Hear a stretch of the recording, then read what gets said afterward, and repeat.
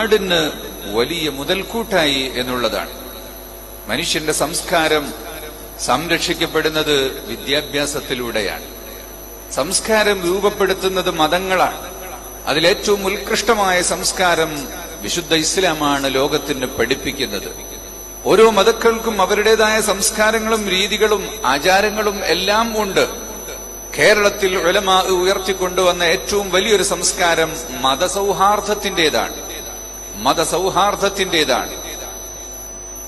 Mampuram തങ്ങളുപ്പാപ്പയുടെ secretary ആയിട്ട് കോന്തു നായരുണ്ടായിരുന്നുവെങ്കിൽ, കുഞ്ഞാലി മുസ്ലിയാരുടെ കൂടെ മങ്ങാട്ടച്ചനുണ്ടായിരുന്നുവെങ്കിൽ, അതുപോലെ ഓരോ പണ്ഡിതന്മാരും അവരുടെ സെക്രട്ടറിമാരായും അവരുടെ വസീറന്മാരായും മറ്റു മതങ്ങളിൽപ്പെട്ട ആളുകളെ വിശ്വസ്തന്മാരായി വെച്ചിരുന്നുവെങ്കിൽ മതങ്ങൾക്കിടയിൽ വലിയ സ്നേഹവും സൗഹാർദ്ദവും ഉണ്ടായിരുന്നു. നേർച്ചയുടെ സ്ഥലങ്ങളിൽ, നേർച്ചയോടനുബന്ധിച്ച് നടക്കുന്ന മേളകളിൽ എല്ലാവർക്കും വരാൻ പറ്റിയ രീതിയിലുള്ള കച്ചവടവും അതുപോലെയുള്ള സംഗതികളെല്ലാം ഉണ്ടാകും. അങ്ങനെ സ്നേഹത്തിലൂടെ തിരിച്ചറിയും സൗഹാർദ്ദവും നമ്മുടെ നാട്ടിൽ നിലനിന്നിരുന്നു. അതോടൊപ്പം തന്നെ സൗഹാർദ്ദം എന്ന് പറയുന്നത് മതത്തിന്റെ ആചാരങ്ങൾ പരസ്പരമുള്ള കൈമാറ്റങ്ങളല്ല. ഒരിക്കലും തന്നെ മുസ്ലിം മറ്റു മതക്കാരന്റെ ആചാരങ്ങൾ ജീവിതത്തിന്റെ ഭാഗമാക്കുകയില്ല. മുസ്ലിമിന്റെ മതാചാരങ്ങൾ തന്നെ എടുത്തുകൊണ്ട് സൗഹാർദ്ദം പങ്കിടുന്ന രീതിയാണ് ഇത്. മറ്റുള്ളവർക്കും അങ്ങനെ തന്നെയാണുള്ളത്. തൃശൂരിലെ ആർച്ച് ബിഷപ്പ് മാർ ആൻഡ്രിയൂസ് തായത്ത്, അദ്ദേഹം ഞാനുമായിരിക്കും സംസാരിക്കുമ്പോ ദീർഘനേരം സംസാരിച്ചു. അപ്പൊ അദ്ദേഹം മുസ്ലിംകളെ എങ്ങനെയാണ് വിലയിരുത്തുന്നത് എന്ന് ഞാൻ ചോദിച്ചു. അദ്ദേഹം പറഞ്ഞു, മുസ്ലിങ്ങൾ സുന്നി ഷിയ ഇങ്ങനെ രണ്ടു വിഭാഗമല്ലേ ഉള്ളത്. അങ്ങനെ ഇസ്ലാമിനെ കുറിച്ച് അയാൾ പറഞ്ഞു. കൂട്ടത്തിൽ അദ്ദേഹം പറഞ്ഞു, ഞങ്ങളുടെ സ്ഥാപനത്തിലേക്കൊന്ന് വരണം എന്ന് ഞാൻ അദ്ദേഹത്തെ ക്ഷണിച്ചപ്പോ അദ്ദേഹം പറഞ്ഞു, ഞാൻ എന്തായാലും വരും, എനിക്ക് നോളജ് സിറ്റി ഒന്ന് കാണണം എന്ന ആഗ്രഹമുണ്ട്.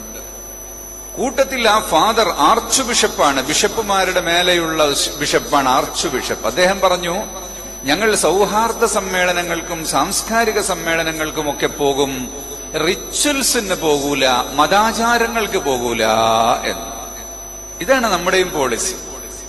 ക്രിസ്തുമസ് ക്രിസ്ത്യാനികൾ ആഘോഷിക്കും, ഓണം ഹിന്ദുക്കൾ ആഘോഷിക്കും, പെരുന്നാൾ മുസ്ലിംകൾ ആഘോഷിക്കും. മറ്റുള്ളവന്റെ ആഘോഷത്തിലേക്ക് കടന്നുകയറി അവരുടെ ഐഡന്റിറ്റി നശിപ്പിക്കുകയും അവരെ അവഹേളിക്കുകയും ചെയ്യുക എന്ന് പറഞ്ഞത് അത് ഇസ്ലാമിന്റെ പോളിസി അല്ല. ഓരോരുത്തരുടെയും മതാചാരങ്ങൾ അവർക്കുള്ളതാണ്. അതേസമയത്ത് സൗഹാർദ്ദ സമ്മേളനങ്ങളും സാംസ്കാരിക സമ്മേളനങ്ങളും ഹൈന്ദവരും ക്രിസ്ത്യാനികളുമായി കച്ചവടം ചെയ്യും, ഒന്നിച്ചു വാഹനങ്ങളിൽ സഞ്ചരിക്കും, കല്യാണത്തിന് ചിലപ്പോൾ അങ്ങോട്ടും ഇങ്ങോട്ടും ഒക്കെ പോകും, വരും ചെയ്യും. ഇതൊന്നും മതാചാരങ്ങളല്ല. മതാചാരങ്ങളും ആഘോഷങ്ങളുമായ വിഷയത്തിൽ ഒരിക്കലും പരസ്പരം പങ്കെടുക്കുകയില്ല, വേണ്ട എന്നത് അത് മതത്തിൽ വിശ്വസിക്കുന്ന എല്ലാ വിഭാഗക്കാരുടെയും പൊതുവായിട്ടുള്ള ഒരു നയം തന്നെയാണ്. ഇപ്പൊ നാട്ടിൽ നടന്നുവരുന്ന വലിയ പ്രചണ്ഡമായ പ്രചാരണങ്ങളും കച്ചവടക്കാരുടെ തന്ത്രങ്ങളും മൂലം സാധാരണക്കാർക്ക് പല കാര്യങ്ങളും തിരിച്ചറിയാതെ പോകുന്നുണ്ട്. എല്ലാ കടകളിലും എല്ലാ കടകളിലും ചുവന്ന തൊപ്പിയും ചുവന്ന കുപ്പായവും സാന്താക്ലോസ് എന്ന് പറഞ്ഞിട്ട് ക്രിസ്ത്യാനികളുടെ ആഘോഷവേളയിൽ അവർ ധരിക്കുന്ന ഒരു ഡ്രസ്സ്. അപ്പൊ സാധാരണക്കാരന് തോന്നുകയാണ്, എനിക്കും അത് വാങ്ങി ധരിക്കണം, നമ്മളും കൂടെ ചെയ്യേണ്ടതാണ് എന്ന്. സ്റ്റാറുകൾ തൂക്കുന്നത് കാണുമ്പോ അതും ഒരു വിളക്കല്ലേ, എന്റെ വീട്ടിലും തൂക്കണമെന്ന് അറിയാതെ മുസ്ലിമിനും തോന്നുകയാ. ഏതെങ്കിലും നബിദിനാഘോഷം നടക്കുമ്പോ ഇവിടുത്തെ ക്രിസ്ത്യാനികളോ ഹിന്ദുക്കളോ തൊപ്പിവെച്ച് വെള്ളക്കുപ്പായമിട്ട് തസ്ബീഹുമാലയുമായി വരാറുണ്ടോ? അവർ മൗലിദോദാൻ വേണ്ടി വരാറുണ്ടോ? അതിന് നമ്മൾ ക്ഷണിക്കാറുമില്ല, അവര് വരാറുമില്ല, അതിന്റെ ആവശ്യവും ഇല്ല. അതുപോലെ മുസ്ലിം സ്റ്റാർ തൂക്കുകയില്ല. അതിന്റെ അർത്ഥം മതപരമായ എന്തെങ്കിലും വിരോധമുണ്ടെന്നല്ല, അത് അവരുടെ ഐഡന്റിറ്റിയാണ്, അത് നശിപ്പിക്കാൻ പാടില്ല എന്നതാണ് ഈ പോളിസിയുടെ അടിസ്ഥാനം. അതുകൊണ്ടാണ് ഓണത്തിന്റെ പായസം അവരുണ്ടാക്കും, പെരുന്നാളിന്റെ ചോറ് നമ്മളുണ്ടാക്കും. മുസ്ലിംകളാണ് എല്ലാറ്റിലേക്കും പോകുന്നത്. ഓണം വരുമ്പോൾ സാരിയുടുത്ത ഉമ്മാമമാർ ഡാൻസ് ചെയ്യാൻ പോകുന്ന, പൂവിടാൻ പോകുന്ന ദാരുണമായ കാഴ്ച നമ്മുടെ നാടുകളിലുണ്ട്. ഇത് പറയുമ്പോൾ ചിലർക്ക് തോന്നും എന്തൊരു വിരോധമാണ്. ഇത് വിരോധമല്ല, എല്ലാ മതക്കാരുടെയും അവരുടെ രീതിയാണ്, അത് അവരുടെ ആചാരം, അവരുടെ മതവും, അത് അവർക്ക് തന്നെയുള്ളതാണ്. അതുപോലെ മുസ്ലിമിന്റേത് മുസ്ലിമിനുള്ളതാണ്. അങ്ങനെ ഇതരത്വമുണ്ടാകുമ്പോഴാണ് ഈ നാടൊരു പൂങ്കാവനമായി മാറുന്നത്.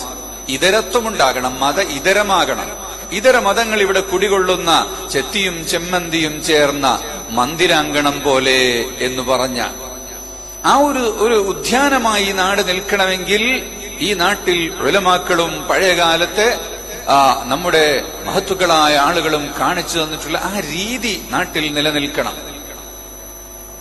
ചില ആളുകൾ